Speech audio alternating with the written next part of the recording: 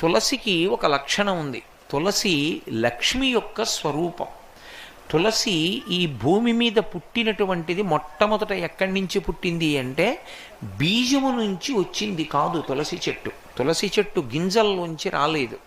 తులసి చెట్టు వృంద అనబడేటటువంటి మహాపతివ్రత యొక్క శరీరము దగ్ధమైనప్పుడు ఏర్పడినటువంటి బూదిలోంచి విత్తనాలు చేశారు బ్రహ్మగారి యొక్క అనుగ్రహం చేత.